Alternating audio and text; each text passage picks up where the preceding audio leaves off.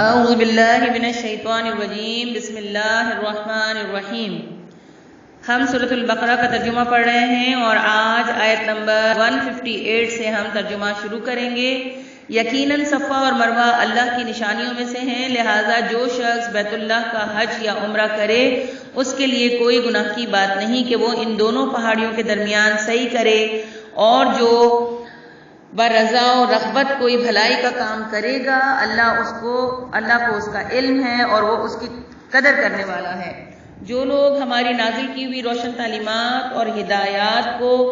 چھپاتے ہیں، درآں حالانکہ ہم انہیں سب انسانوں کی رہنمائی کے لیے اپنی کتاب میں بیان کر چکے ہیں، یقین جانو کہ اللہ بھی ان پر لعنت کرتا ہے اور تمام لعنت کرنے والے بھی ان پر لعنت بھیجتے ہیں۔ البتہ جو اس روش سے باز آ جائیں اور اپنے طرز عمل کی اصلاح کر لیں اور جو کچھ چھپاتے تھے اسے بیان کر لیں تو ان کو میں معاف کر دوں گا، اور میں بڑا درگزر کرنے والا اور رحم کرنے والا ہوں۔ جن لوگوں نے کفر کا رویہ اختیار کیا اور کفر کی حالت میں ہی جان دی، ان پر اللہ اور فرشتوں اور تمام انسانوں کی لعنت ہے۔ اسی لعنت زدگی کی حالت میں وہ ہمیشہ رہیں گے، نہ ان کی سزا میں تخفیف ہوگی، نہ انہیں پھر کوئی دوسری مہلت دی جائے گی۔ تمہارا خدا ایک ہی خدا ہے، اس رحمان اور رحیم کے سوا کوئی اور خدا نہیں ہے۔ اس حقیقت کو پہچاننے کے لیے اگر کوئی نشانی اور علامت درکار ہے تو جو لوگ عقل سے کام لیتے ہیں ان کے لیے آسمانوں اور زمین کی ساخت میں، رات اور دن کے پہم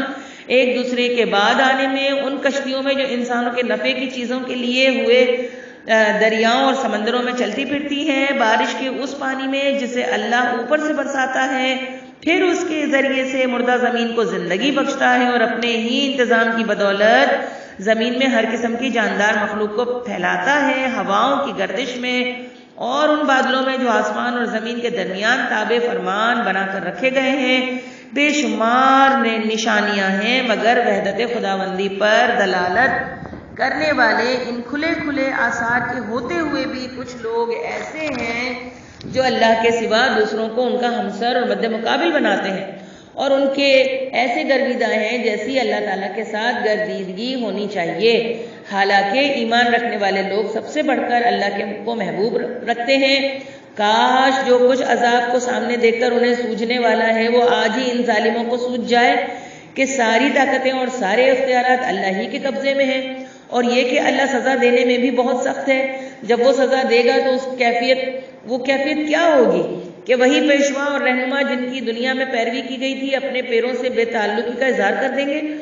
مگر سزا پا کر رہیں گے، اور ان کے سارے اسباب و وسائل کا سلسلہ کٹ جائے گا، اور وہ لوگ جو دنیا میں ان کی پیروی کرتے تھے کہیں گے کاش ہم کو پھر ایک موقع دیا جاتا تو جس طرح آج یہ ہم سے بیزاری ظاہر کر رہے ہیں ہم ان سے بیزار ہو کر دکھاتے۔ یوں اللہ ان لوگوں کے وہ اعمال جو یہ دنیا میں کر رہے ہیں ان کے سامنے اس طرح لائے گا کہ یہ حسرتوں اور پشیمانیوں کے ساتھ ہاتھ ملتے رہیں گے، مگر آگ سے نکلنے کی کوئی راہ نہ پائیں گے۔ زمین میں جو حلال اور پاک چیزیں ہیں انہیں کھاؤ اور شیطان کے بتائے ہوئے راستوں پر نہ چلو، وہ تمہارا کھلا دشمن ہے، تمہیں بدی اور فحش کا حکم دیتا ہے اور یہ سکھاتا ہے کہ تم اللہ کے نام پر وہ باتیں کہو جن کے متعلق تمہیں علم نہیں ہے کہ وہ اللہ نے فرمائی ہیں۔ ان سے جب کہا جاتا ہے کہ اللہ نے جو احکام نازل کیے ہیں ان کی پیروی کرو تو جواب دیتے ہیں کہ ہم تو اسی طریقے کی پیروی کریں گے جس پر ہم نے اپنے باپ دادا کو پایا تھا۔ اچھا، اگر ان کے باپ دادا نے عقل سے کچھ بھی کام نہ لیا اور راہ راست پر نہ پائی تو کیا پھر بھی یہ انہی کی پیروی کیے چلے جائیں گے؟ یہ لوگ جنہوں نے خدا کے بتائے ہوئے طریقے پر چلنے سے انکار کر دیا ہے، ان کی حالت بالکل ایسی ہی ہے جیسے چرواہا جانوروں کو پکارتا ہے اور وہ ہانک کر پکار کی صدا کے سوا کچھ نہیں سنتے۔ یہ بہرے ہیں، گونگے ہیں، اندھے ہیں، اس لیے کوئی بات ان کی سمجھ میں نہیں آتی۔ اے لوگوں جو ایمان لائے ہو، اگر تم حقیقت میں اللہ ہی کی بندگی کرنے والے ہو تو جو پاک چیزیں ہم نے تمہیں بخشی ہیں انہیں بے تکلف کھاؤ اور اللہ کا شکر ادا کرو۔ اللہ کی طرف سے اگر کوئی پابندی تم پر ہے تو وہ یہ ہے کہ مردہ نہ کھاؤ، مردار نہ کھاؤ، خون سے اور سور کے گوشت سے پرہیز کرو، اور کوئی ایسی چیز نہ کھاؤ جس پر اللہ کے سوا کسی اور کا نام لیا گیا ہو۔ ہاں، جو شخص مجبوری کی حالت میں ہو اور وہ ان میں سے کوئی چیز کھا لے بغیر اس کے کہ وہ قانون شکنی کا ارادہ رکھتا ہو یا ضرورت کی حد سے تجاوز کرے تو اس پر کچھ گناہ نہیں، اللہ بخشنے والا اور رحم کرنے والا ہے۔ حق یہ ہے کہ جو لوگ ان احکام کو چھپاتے ہیں جو اللہ نے اپنی کتاب میں نازل کیے ہیں اور تھوڑی دیر سے دنیاوی فائدوں پر انہیں بھیٹ چڑھاتے ہیں، وہ دراصل اپنے پیٹ آگ سے بھر رہے ہیں۔ قیامت کے روز اللہ ہرگز ان سے بات نہ کرے گا، نہ انہیں پاکیزہ ٹھہرائے گا، اور ان کے لیے دردناک سزا ہے۔ یہ وہ لوگ ہیں جنہوں نے ہدایت کے بدلے ضلالت خریدی اور مغفرت کے بدلے عذاب مول لے لیا۔ کیسا عجیب ہے ان کا حوصلہ کہ جہنم کا عذاب برداشت کرنے کے لیے تیار ہیں۔ یہ سب کچھ اس وجہ سے ہوا کہ اللہ نے تو ٹھیک ٹھیک حق کے مطابق کتاب نازل کی تھی، مگر جن لوگوں نے کتاب میں اختلافات نکالے وہ اپنے جھگڑوں میں حق سے بہت دور نکل گئے۔ نیکی یہ نہیں ہے کہ تم نے اپنے چہرے مشرق کی طرف کر لیے یا مغرب کی طرف، بلکہ نیکی یہ ہے کہ آدمی اللہ کو اور یوم آخر اور ملائکہ کو اور اللہ کی نازل کی ہوئی کتاب اور اس کے پیغمبروں کو دل سے مانے، اور اللہ کی محبت میں اپنا دل پسند مال رشتہ داروں اور یتیموں پر، مسکینوں اور مسافروں پر، مدد کے لیے ہاتھ پھیلانے والوں پر اور غلاموں کی رہائی پر خرچ کرے، نماز قائم کرے اور زکوٰۃ دے۔ اور نیکی وہ لوگ ہیں کہ جب عہد کریں تو اسے وفا کریں، اور تنگی و وصیت کے وقت میں اور حق و باطل کی جنگ میں صبر کریں۔ یہ ہیں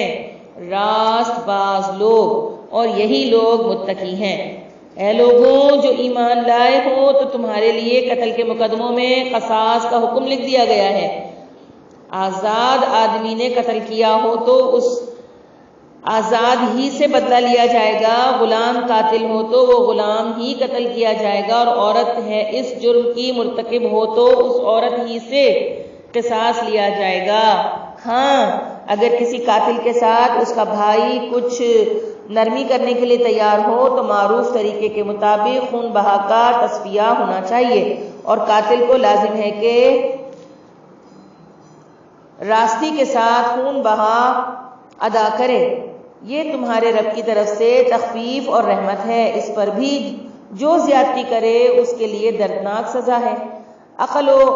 خرد رکھنے والوں، تمہارے لیے قصاص میں زندگی ہے، امید ہے کہ تم اس قانون کی خلاف ورزی سے پرہیز کرو گے۔ تم پر فرض کیا گیا ہے کہ جب تم میں سے کسی کی موت کا وقت آئے اور وہ اپنے پیچھے مال چھوڑ رہا ہو تو والدین اور رشتہ داروں کے لیے معروف طریقے سے وصیت کرے، یہ حق ہے متقی لوگوں پر۔ پھر جنہوں نے وصیت سنی اور بعد میں اسے بدل ڈالا تو اس کا گناہ ان بدلنے والوں پر ہوگا۔ اللہ سب کچھ سنتا اور جانتا ہے۔ البتہ جن کو یہ اندیشہ ہو کہ وصیت کرنے والے نے جو دانستہ اور قصداً حق تلفی کی ہے اور پھر معاملے سے تعلق رکھنے والوں کے درمیان وہ اصلاح کرے تو اس پر کچھ گناہ نہیں ہے، اللہ بخشنے والا اور رحم فرمانے والا ہے۔ وآخر دعوانا ان الحمد للہ رب العالمین۔